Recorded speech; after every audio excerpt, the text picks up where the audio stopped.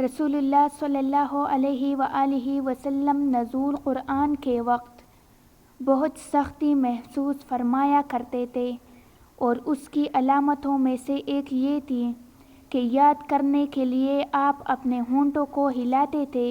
ابن عباس رضی اللہ تعالی عنہ نے کہا، میں اپنے ہونٹ ہلاتا ہوں جس طرح آپ ہلاتے تھے۔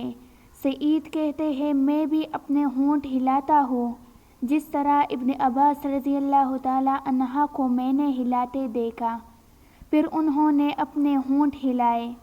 ابن عباس رضی اللہ تعالی عنہ نے کہا، پھر یہ آیات اتری کہ اے محمد، قرآن کو جلد جلد یاد کرنے کے لیے اپنی زبان نہ ہلاؤ، اس کا جمع کر دینا اور پڑھا دینا ہمارا ذمہ ہے۔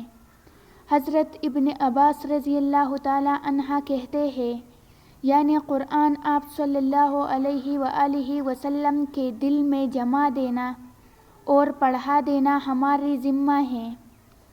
پھر جب ہم پڑھ چکے تو اس پڑھے ہوئے کی اتباع کرو۔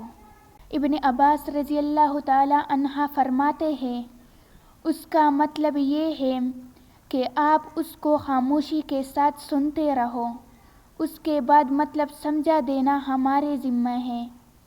پھر یقیناً یہ ہماری ذمہ داری ہے کہ آپ اس کو پڑھو، یعنی اس کو محفوظ کر سکو۔